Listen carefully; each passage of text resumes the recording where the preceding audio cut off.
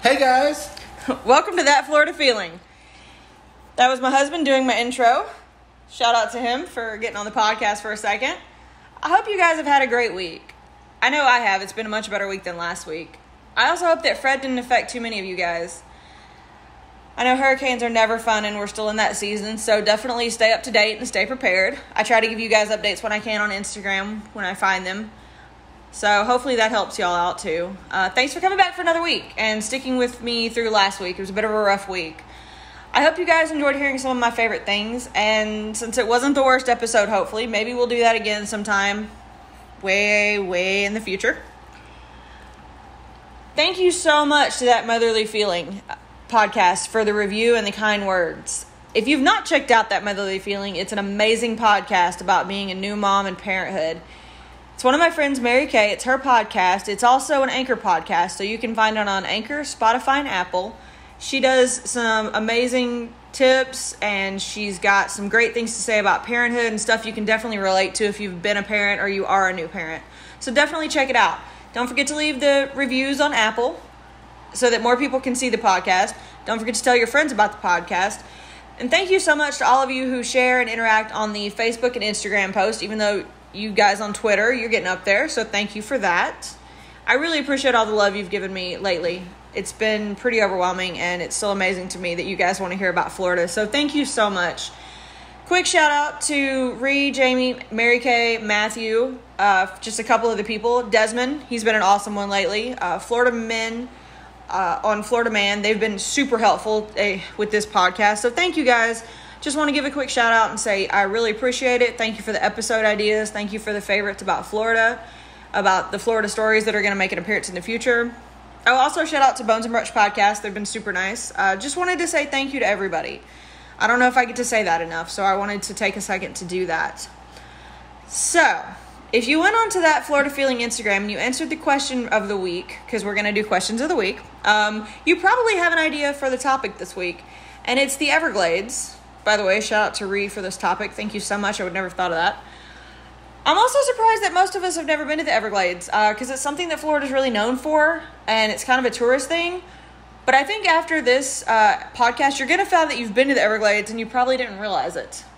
I went to the Everglades, the official Everglades, when I was younger, and I don't think I appreciated it as much as I should have. It's really such a rich area of history and diversity, and it's just really cool. And it's definitely on my list to go back soon so that I can absolutely take it in and take some good photography pictures and really just enjoy it.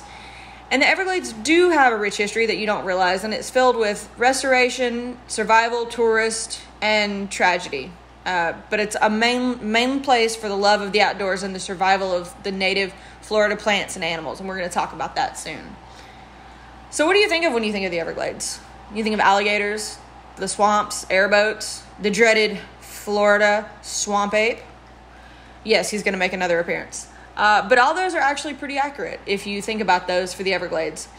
It's a large region of tropical wetlands in the southern part of Florida. And the unique thing about the Everglades is that it's a region that's really not present in any other part of the world.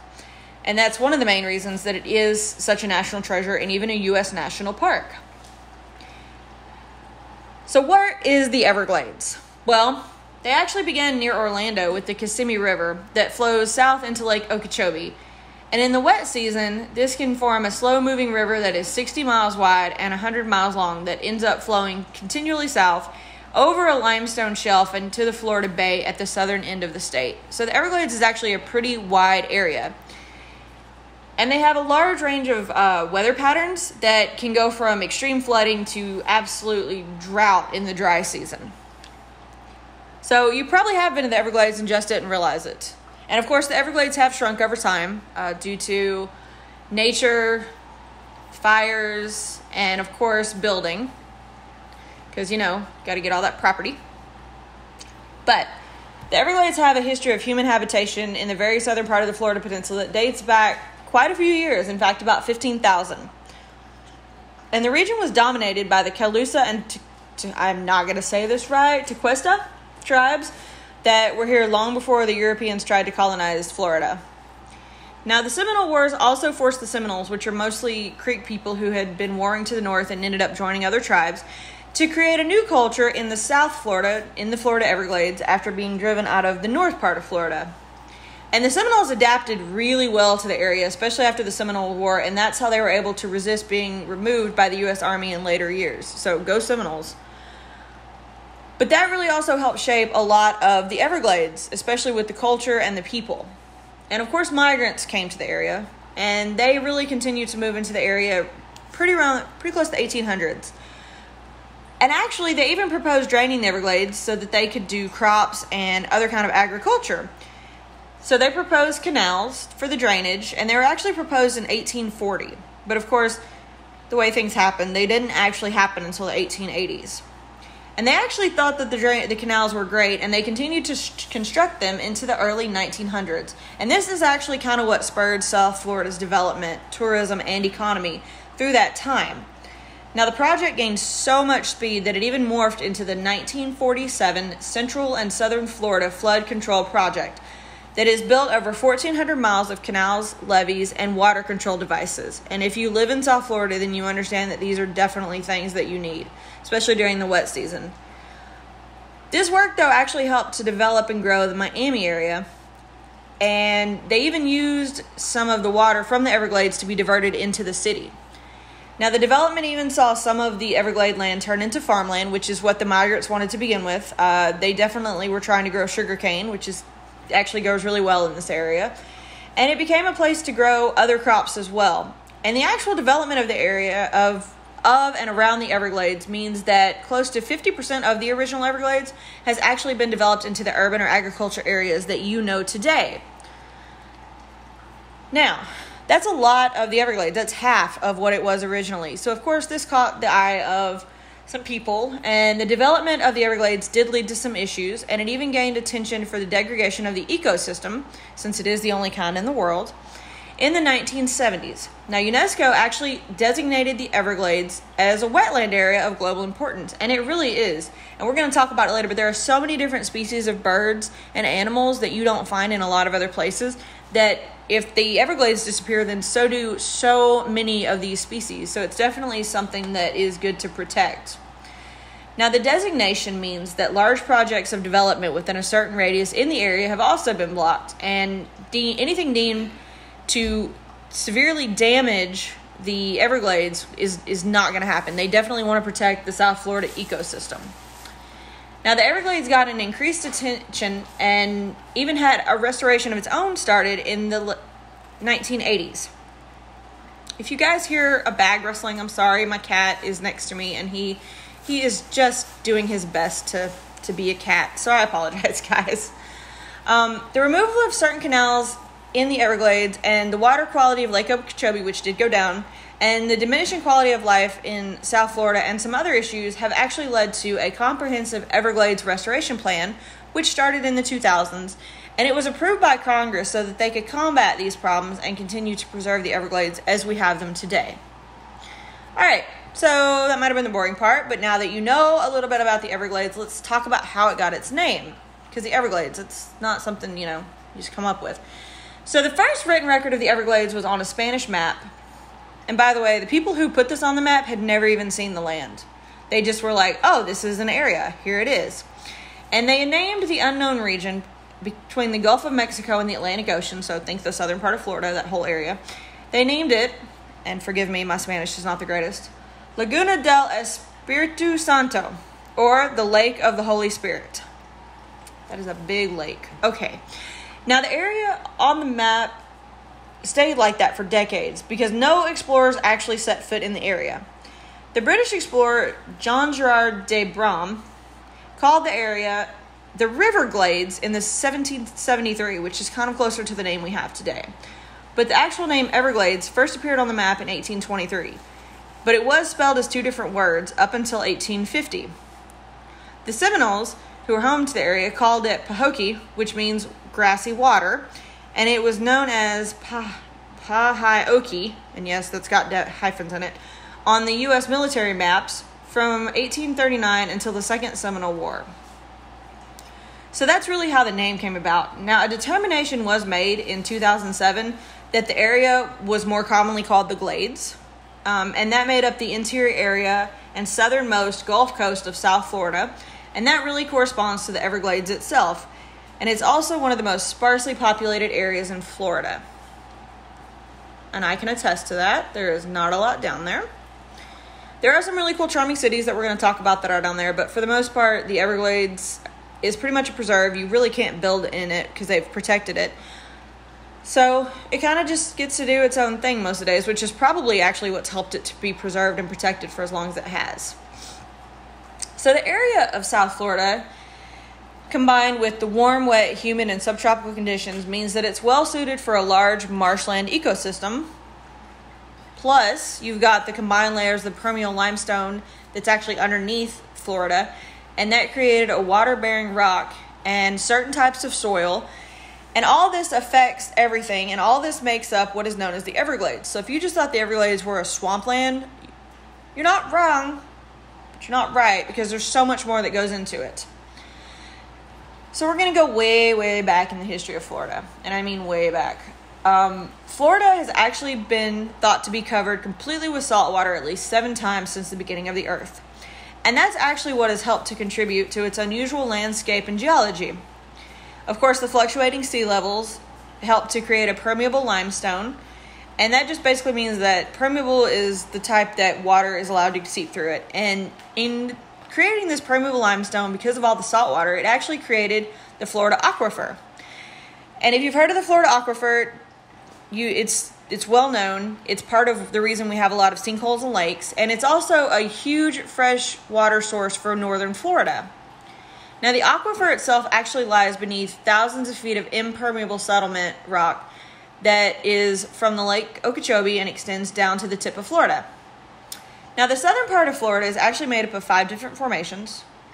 No, we're not going to go into all of them. I can't pronounce some of them. But the 2 that have the most impact on the Everglades would be the Miami Limestone and the Fort Thompson formations. These are the 2 that we're going to talk about briefly. And they actually formed the Everglades. And this happened during the I cannot say this word. I'm going to try, guys. I'm really sorry. There's a lot of scientific stuff that I'm just not getting on this one. The Pleistocene era. Gave it my best. And that was about 17,000 years ago. And it was created because the runoff water from Lake Okeechobee slowed down enough to create a vast marshland that has created the Everglades as we know them today. So, the climate of South Florida also plays into a large part of the Everglades because it's located across the subtropical and tropical climates. And if you're a Floridian, you're going to understand this next part. And that just means basically that there are only 2 seasons. There's a dry season, which is our winter, which is from November to April. And then there's the wet season, which is what we're in now in the summer. And that's from November. Yeah, the other half of it, sorry. I was like, that doesn't sound right. So yeah, the other half is the wet season, which is basically the other part. So April back to November. And that's really when we get about 70% of our annual rainfall in South Florida. That's the wet season or summer, or as you know it, the 5-minute rainstorm. Wait a minute, you'll be fine. That's why you never carry an umbrella, because you don't get to open it half the time anyways.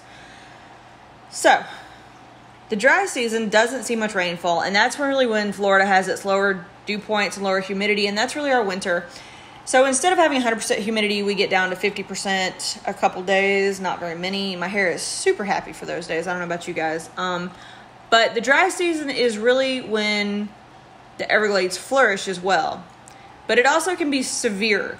It can be drought, which is why we get burn restrictions and water restrictions in place in Florida, because there isn't as much rainfall in the dry season, which is why it's called the dry season. Now, the temperature in the Everglades actually only does a 20-degree swing, even through these different seasons. It usually stays around 65 in the dry season. Yes, it can get much colder. Yes, Florida has freezes. Yes, I have seen snow in Florida. Just want to point that out. Just because it says this doesn't mean it stays like this. It would be nice if it did. So, 65 in the dry season, and then it swings up to about 85, 90 in the wet season. Now, of course, if you're from Florida, you also know that just because it says it's 85 to 90 outside doesn't mean it doesn't feel like 105 outside. So keep that in mind as well. Now, aside from the unique atmosphere, it's also got a unique... Again, this is science, guys, so give me a second. So, Because of those temperature changes and because of the way the water runs through the Everglades, it creates an evapotranspiration. Gosh, that's a long word. And basically, it's the main way that water leaves the region. So, quick explanation. The evaporation and the water usage from the plants. So, evaporation from the sun, the water soaks up some of through the plant roots, and then you add in the thunderstorms, and that's really how the water level changes in the area. So basically, if your thunderstorm is not going to put up enough rain as to what you've already evaporated and used, then that's how the water levels fall and rise. And I went through a lot of pages to come to that very simple conclusion for you guys. Now, the difference in a non-drought year and a drought year can actually easily be as much as 10 inches. So in a non-drought year, if the why did I write this so many times? Evapotranspiration can be up to 40 inches. And that's just normal in a non-drought year. But in a drought year, if it hits 50 inches, then you have a problem. Because the main water source for the Everglades is still going to be thunderstorms caused by daytime heating and airflow. And of course, that doesn't happen in the dry season. So you can get extreme droughts. Now, if you live in Florida, you can probably tell in your area about what time it's going to rain every day. And I wish that was a joke. No, we do not have a sixth sense from living here. We just lived here long enough to recognize the signs. And in the Everglades, it's about 2 o'clock, which is the normal time for thunderstorms to hit the area. So just remember, guys, if you're standing in Florida and you hear somebody say, oh, it's about to rain, it probably really is about to rain. It'll pass in 5 minutes. No, you really don't need an umbrella, but I wouldn't be standing outside because most of it is a monsoon torrential downpour. And those downpours are what helps the Everglades to actually reach its water level or its needed water level to sustain its growth. And of course, the precipitation levels are higher in August to September. And this is also because you get wind flow, you get more daytime heating, and hurricane season can bring more storms into the area. And hurricane season really does kick up into July to probably the 1st of October. That's really the time that you really have to keep an eye on all the storms in the area. Now that I have bored you with weather, the Everglades have 3 main things that continually shape the area. And that's water, that's a given, rock, and fire. Now, water is the main force for the area to help shape the land, the vegetation, and the wildlife in the area. Now, of course, the water comes from 2 areas. There's water that falls from the sky, which is the thunderstorms, and there's actually water underneath the Everglades, and the water that flows through the Everglades. And all of these combined can cause erosion, which is where we get our natural springs and sinkholes that the state's known for, and fun to visit, unless you're not expecting a sinkhole, and then it's really bad, and I don't think anybody's expecting the sinkhole, so that's one of the reasons. And the limestone under the area is continually being eroded and changing the actual landscape so much so that you have small valleys and plateaus. Now, of course, not enough to actually notice, but they do happen, and so if you ever look at a map of the ground in Florida, if you take away all the vegetation, you can actually see that there looks like ripples, and it's caused from all this water that is continually moving through the area. And of course, the area is also affected by how long the area stays flooded, and that also can help create those valleys and plateaus in the limestone. Now, the rock under the area is not all the same layers and thickness, which also adds to the issues of how long it takes to become more porous or how long it takes the water to erode away the rock. Now, the rock has allowed plants like seagrass to grow on it, and that's thanks to the 2 types of soil in the Everglades.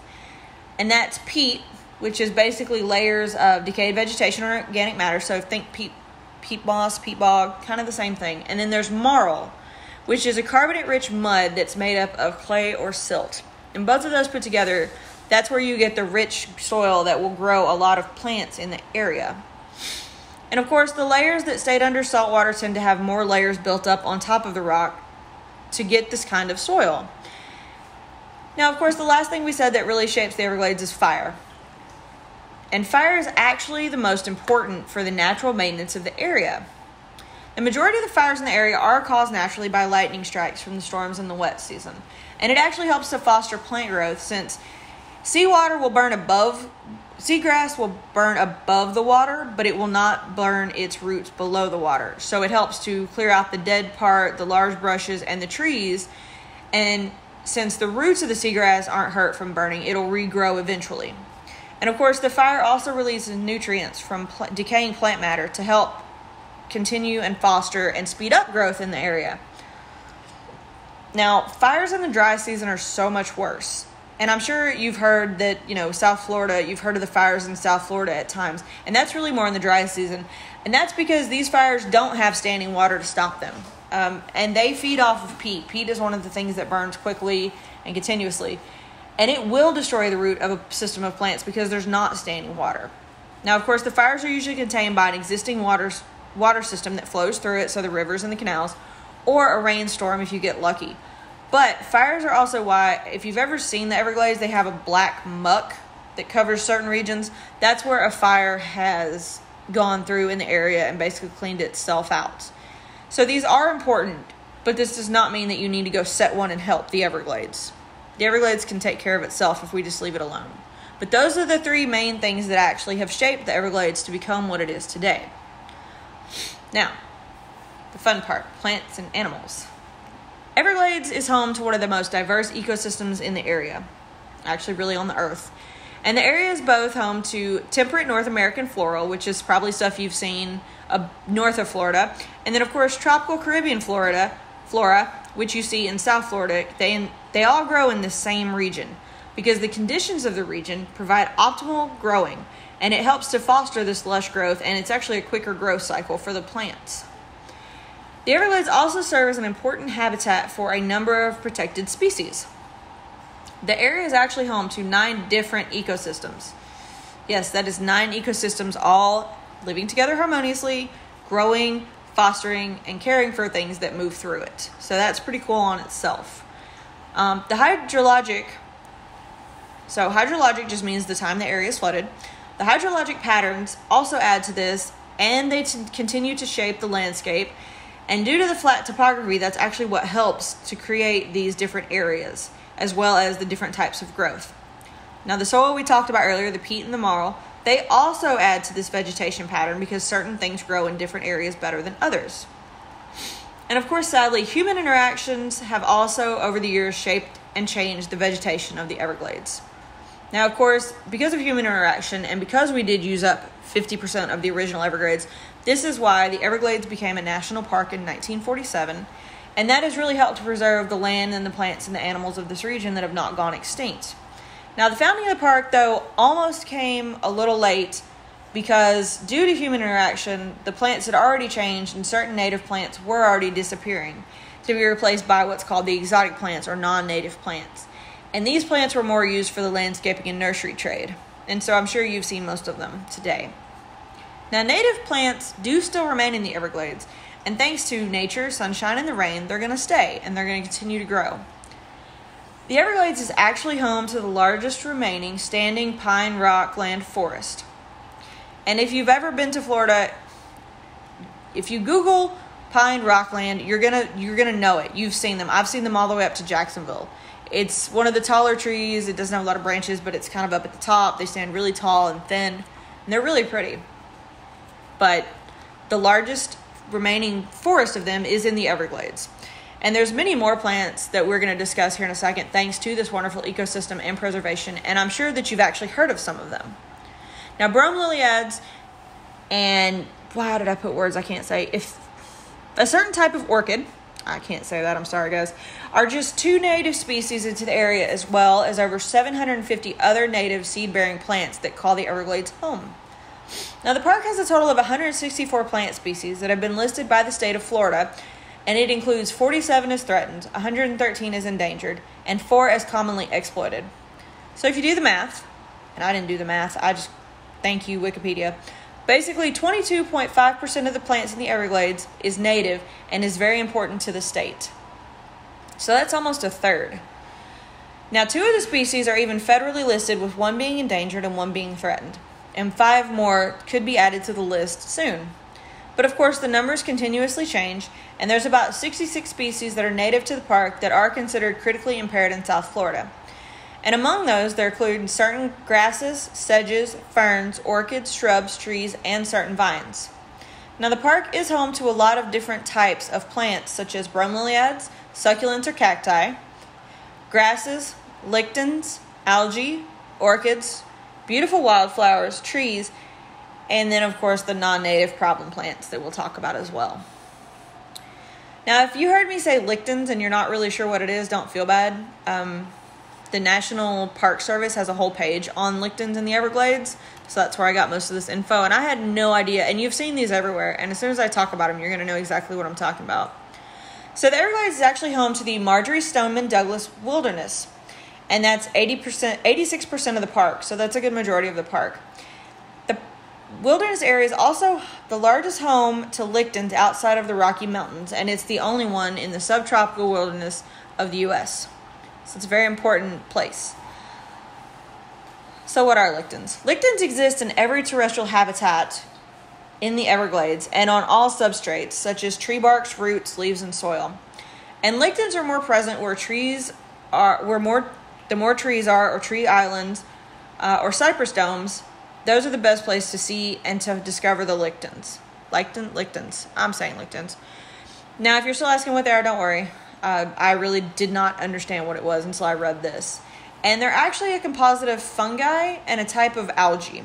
So they combine together to form a simple, slow-growing plant that usually forms on walls, rocks, or trees. I'm sorry, I'm having a Deadpool moment. Come together to form a super mini robot. Or mini robots come together to form a super robot. Sorry. So think of that. These lictins take two things and they come together to form some super thing, and that's what they are. And they can be found in most of the Everglades and are a variety of colors. They can look like little shrubs.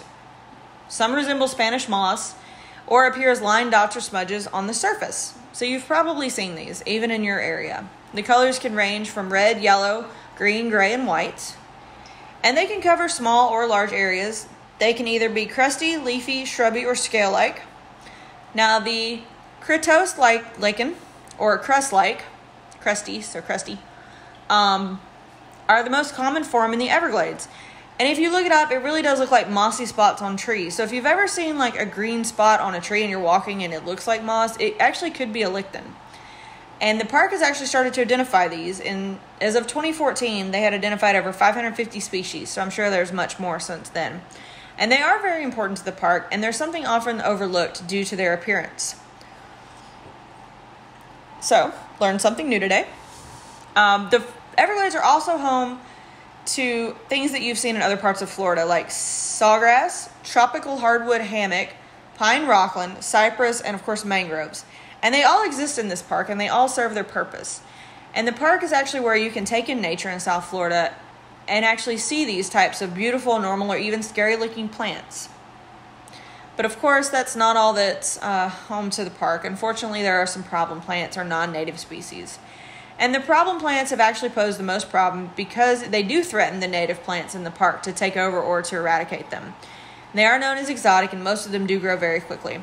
A few of them are known as Australian pine, the Old World climbing fern, and the seaside maho. And park crews continually work to keep these plants at bay, and the fires can help. And the plants can be a real big problem because they are taking over their natural habitat, and they're not giving them any room to growth, or they're smothering them out. So just because you think one thing is not going to hurt something, it really can. So just be aware of that if you want to. Like when you put goldfish into a river and then they take over, and then you're like, well, why aren't there anything that was normal? Well, it's because you put a goldfish in there. It's the same principle. Things like that can happen. So just be aware of stuff like that. You don't want to take anything out.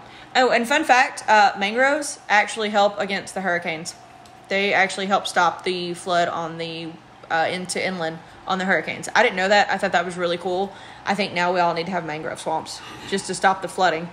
And it also strengthens them. Strengthens them. Wow, I cannot say that word today. Sorry, guys. All right, now we talked about plants. We also know that the Everglades aren't just home to plants. They're also home to animals as well. And a lot of the more scary animals in Florida do tend to roam the Everglades because it is an ideal habitat for many diverse species, and it promotes animal biodiversity. The Everglades are also home to species that don't exist anywhere else. The animal species can range from federally endangered, threatened, or an invasive, again, non-native species. And if you've lived in Florida long enough, you probably have one invasive species that come to mind, and we're going to talk about it in a minute. Now, the best time to actually view or even accidentally encounter wildlife is actually in the dry season, and that's when they more move to a central water area. It's also not so hot. So as the water lowers, you can see the wildlife in these areas. Shark Valley, the Anahinga Trail, and the Eco Pond are actually probably the best places to see the wildlife in the park in the dry season. And you'll see such things as wading birds, alligators, and other freshwater wildlife. Now you can even canoe out during low tide to see a large number of water birds feeding on the mud flats. That's going to be a nope from me. But if that's your thing, canoeing is definitely for you, then you should go visit the Everglades and see all these animals. Just watch out for the gators. Now the park is actually home to many amphibians, and it's pretty ideal due to the wetlands and weather. Toads and frogs can be heard all over the park, and they're actually pretty calming. So that's another fun thing you can see. You can spot them in different parts of the park on the different trails. And the species also range from invasive to endangered, so don't touch the wildlife, guys. Birds are also abundant, probably the most abundant in the Everglades, other than mosquitoes. The warm, shallow, large area that got its name from the meaning river of grass kind of invites all kinds of birds to the region. Wading birds, migratory, and of course birds of prey come to this park. And you can spot over 360 species of birds. And they do fit into those three categories I just mentioned. So wading birds, land birds, and birds of prey. Fun fact though, it is absolutely illegal to kill, capture, harass, or harm any birds of prey. Side note, vultures are not actually considered birds of prey because they eat dead animals. So, in case you're wondering, there's your other fun fact for the day. Wading birds are actually probably the most abundant in the Everglades, with as many as 16 different species being spotted in the region. And the wading birds are most known for their long legs that let them wade into the water and look down into it, and that's how they capture their prey. Now, the most common is the white ibis, and if you've ever been anywhere in Florida, you've seen these little white annoying birds. And they actually eat crayfish instead of fish. And if you can't figure out which bird I'm talking about, it's the little white bird that has the long curved beak that you literally see anywhere in Florida. Not even near water, just everywhere in Florida. Sorry, I can't say I'm a fan of those birds. I find them to be annoying. The wood stork is a larger wading bird that's actually common in the Everglades, and it has an unusual way of eating. It will hold its bill in the water and then shuffle its feet to frighten the little fish, and then its bill is so sensitive that it clamps down when it feels a fish swim into it. Unfortunately, this wood stork is also on the threatened list. Herons are also common. You've probably seen them even outside of the Everglades. The greenback heron is probably the most common in the park, and you will see it dart into water to catch their prey. You can also encounter a great white heron, the great blue heron, the egret, and the rosea spoonbill, which are absolutely beautiful if you've ever gotten to see one. They look like flamingos, but they're a little bit smaller and they're not flamingos. The park is also home to many different more herons and egrets. Wading birds are mostly known, but you can also encounter such birds as mallards, wild turkeys, flamingos, anahingas. I find anahingas to be so annoying. Sorry. By the way, if an anahinga is around, don't be surprised if you see it drop its fish onto the ground to kill it. It is kind of frightening at first, but it is just the way of nature. So, anahingas, doves, hummingbirds, loons, pelicans, turkey vultures, ospreys, hawks, barn owls, kingfishers, Woody the woodpecker, so red-headed woodpeckers, peregrine falcons, parrots, parakeets, the common birds like blue jays, crows, wrens, regular bluebirds, mockingbirds, sparrows, cardinals, and warblers, just to name a few. So if you're into bird watching, the Everglades is definitely for you. And I'm also sure that you've seen a lot of these birds where you live, and that's because they do migrate a lot of times to South Florida into the Everglades. So it really is a bird watcher's paradise. The next thing the Everglades is really known for their animals is actually the fish. And fishing is actually very common in the Everglades since it is mostly water. And it's been a common source of food for hundreds of years. It's also helped shape the human history in the area as well as bring commerce. It is still a popular activity in the area since you can catch nearly 300 species of different fish that inhabit both the freshwater and marine coastlines of the Everglades. The estuaries continue to drive the commercial fishing to this day.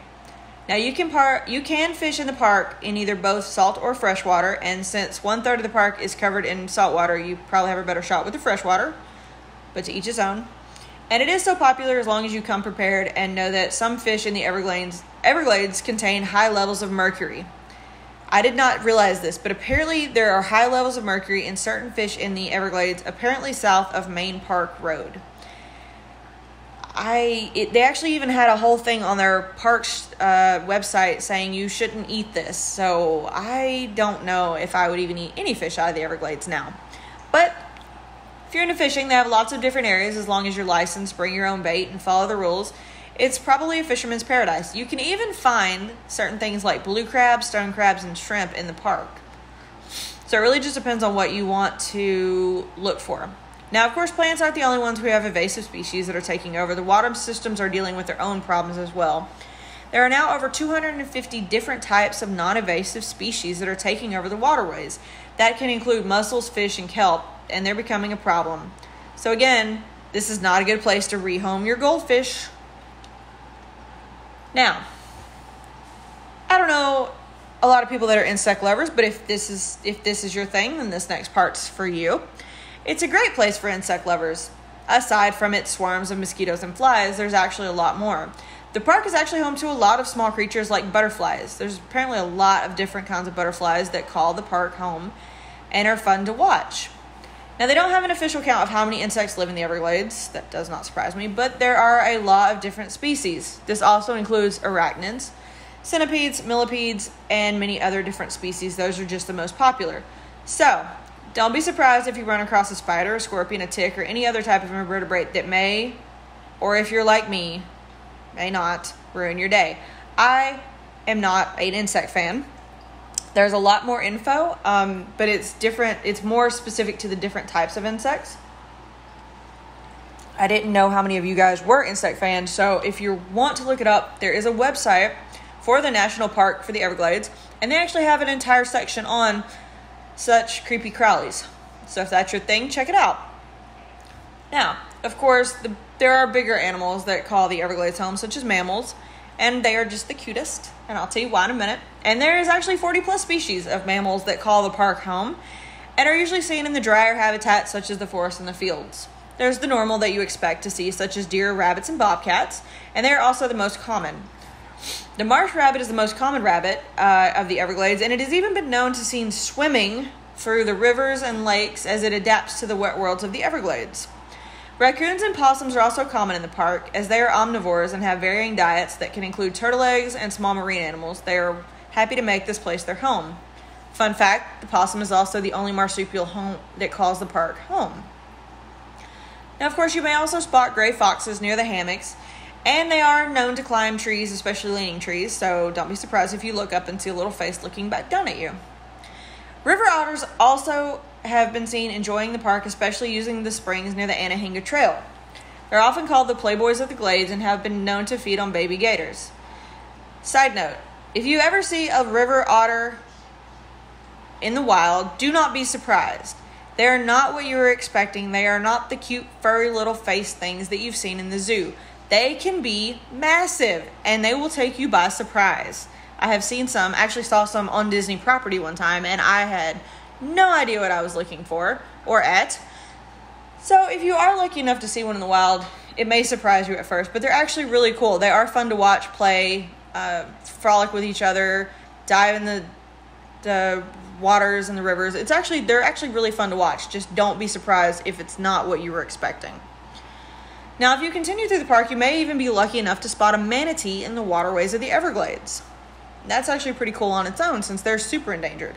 It's another fun mammal that calls the Everglades home. Now, the park is also known for bats, so if you're hoping to catch a glimpse of bats, Nosferatu, or Batman, this might be the place for you.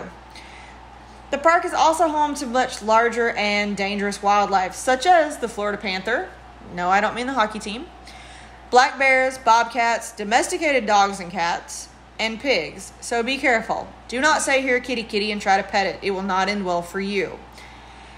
The park has also been lucky enough to be home to dolphins and pilot whales at times. So you really never know what you're going to see in the Everglades. Now, the animals are all protected by the national park, so please don't pet, feed, or harass these animals. If it looks sick, leave it alone. Do not put it in your car and get it help. You are not helping it. Now, the park is also most well known for its reptiles, and of course the most common resident. The park does have over 50 distinct kinds of reptiles that range from exotic, endangered, and threatened, And of course, you'll find the non-native ones as well. You can find alligators, crocodiles, and caimans living together in this park, which is actually a rare thing and probably one of the only places that you'll find this. You will also find many different species of snakes, such as the Florida cottonmouth, the boa constrictor, the diamondback, the rat snake, geckos, pythons, and many different types of turtles that can include leatherback and loggerhead, as well as box turtles and gophus. That's a new one. Gopher tortoises. Making up words here, guys. Let me tell you, it's a Friday.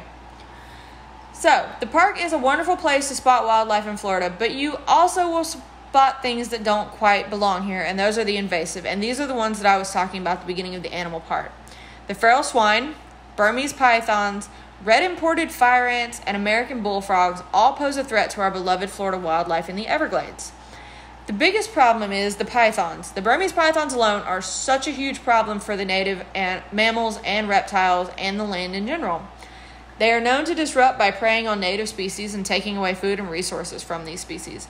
They are a rapidly producing apex predator, and they can survive long periods of time without food. The pythons have become such a problem for people because they let their pets go in the area, but we can also blame Hurricane Andrew, because Hurricane Andrew was a Category 5 storm that came through in the 90s and destroyed a python breeding facility, which released numerous amounts of snakes into the surrounding areas. The full number will never be known.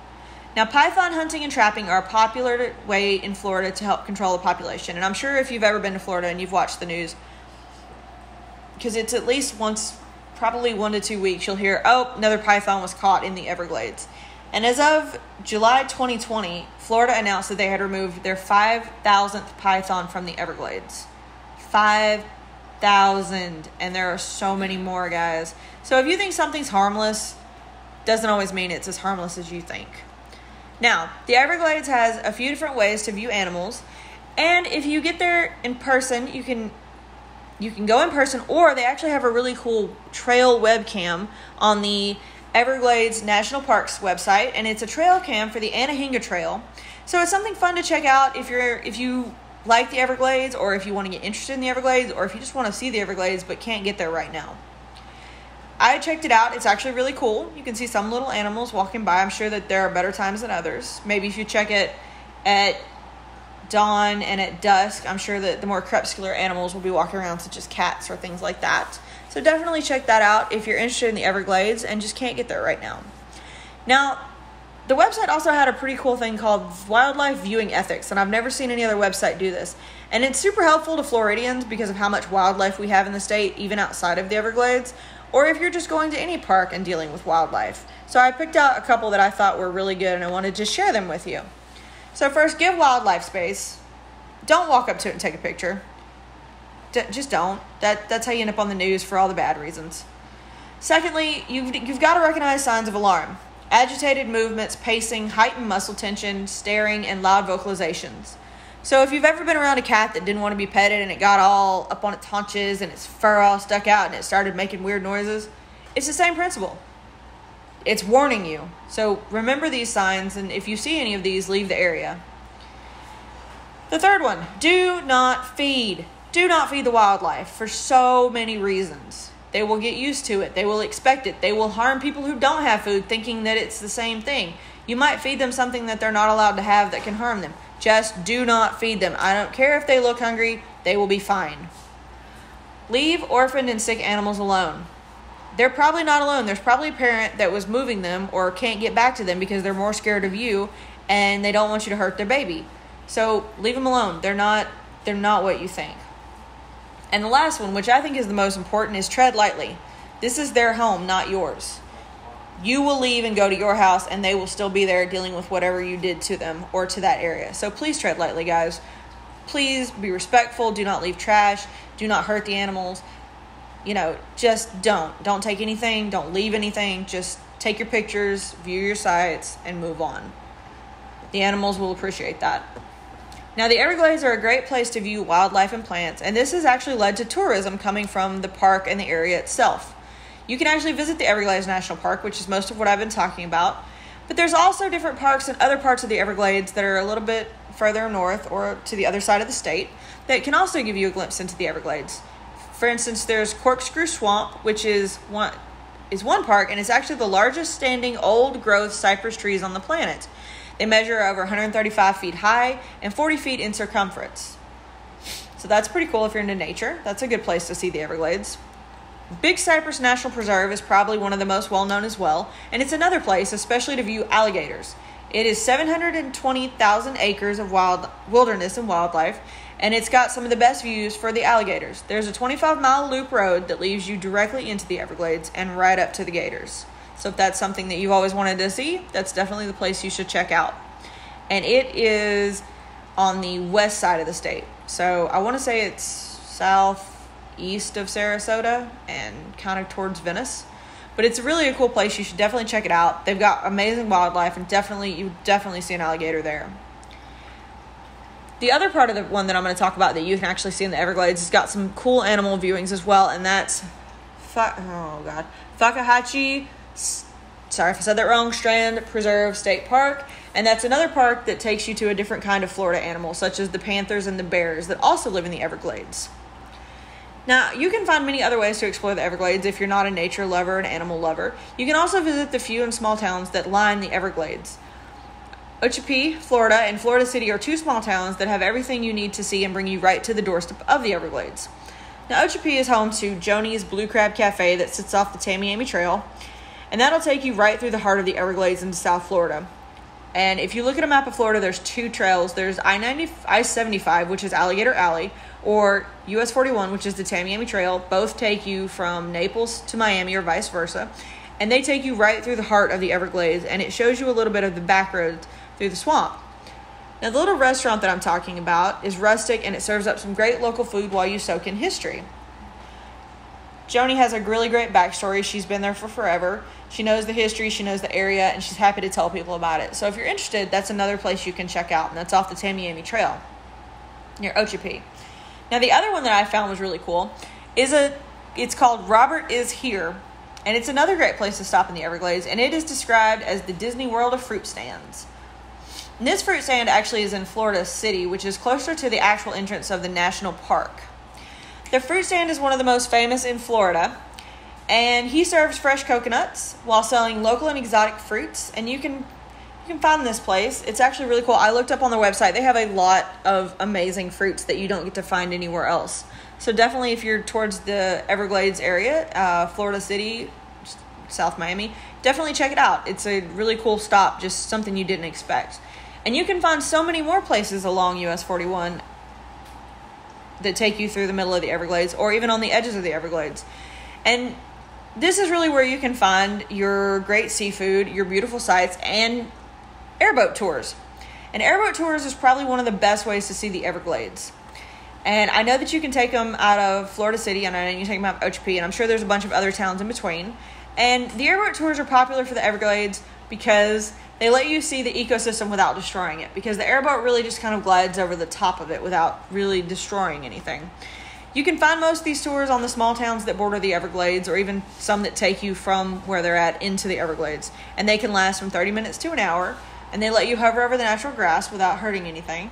And you can take in your surroundings, catch a glimpse of the wildlife, maybe even see a swamp ape. That's right, it's Return of the Florida Swamp Ape. Now, I know that I talked about the swamp ape in my episode for Florida's Folklore and Myths, but we're going to talk about him again, because we can, and it's the Everglades, and he's a part of it.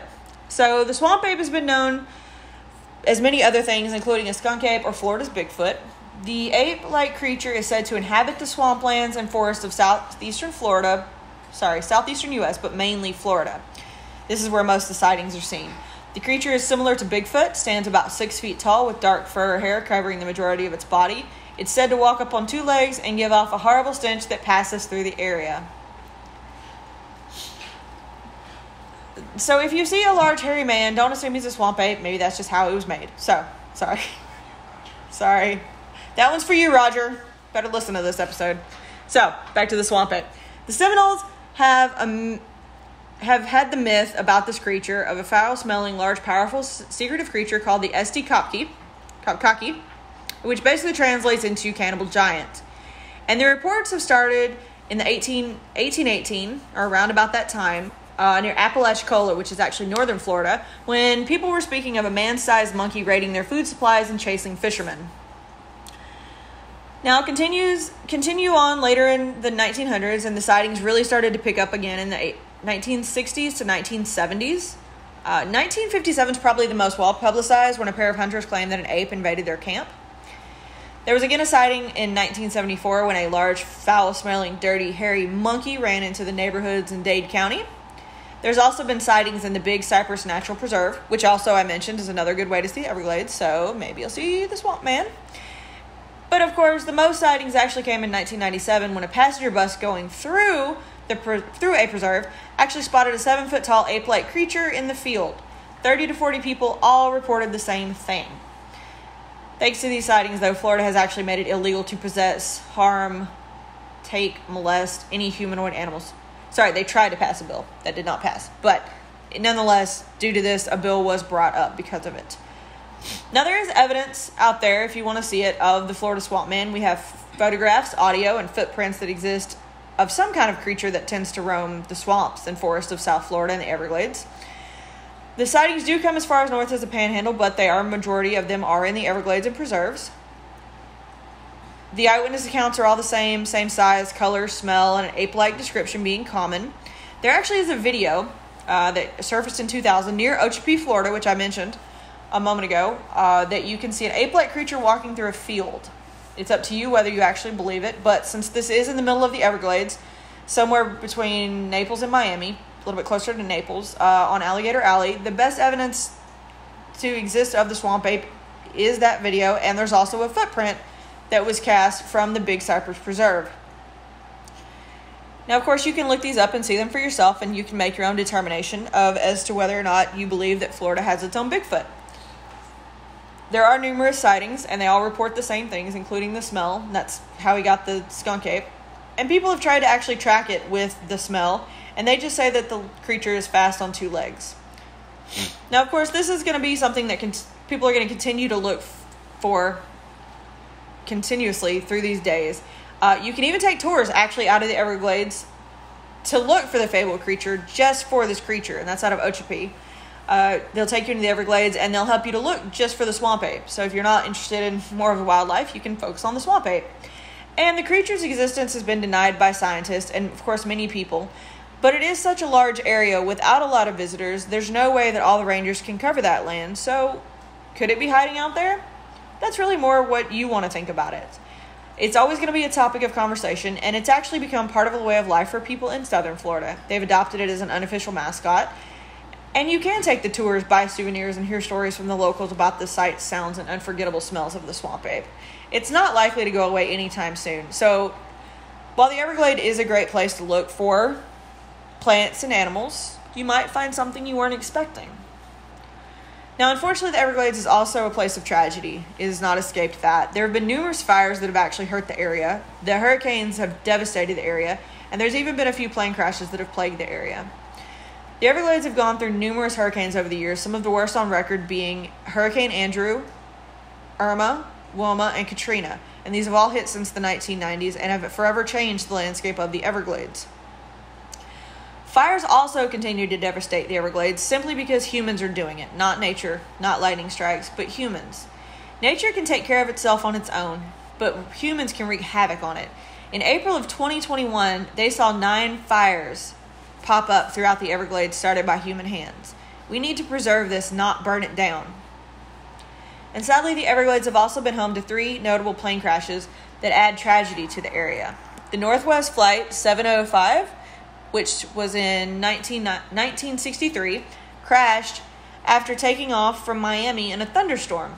The plane broke apart during the climb, and unfortunately no one survived. December 29, 1972 brought about another dark day for the Everglades as Eastern Airlines Flight 401 crashed into the Everglades. The cause was pilot error, but 75 people survived that harrowing experience. And then there was valued jet Flight 592 that crashed into the Everglades on May 11th in 1996. I actually remember this. I remember this happening. It was due to an in-flight cargo fire. So the Everglades have definitely seen their share of tragedy, and unfortunately they will continue to see many more, especially with hurricanes and humans. Now, the Everglades really is a place for everyone. You can find something you like there, whether it's bicycling. I don't know if I'd bicycle around them gators, but okay. Bicycling, Photography, bird watching, wildlife watching, sightseeing, taking in the beauty of South Florida, fishing, or whatever you need to do to make the best of your time in the Everglades. You can definitely find some interesting people, hear some fun stories, and take in some good food in the area. But whatever you do, please be responsible if you do go down there. Have some fun.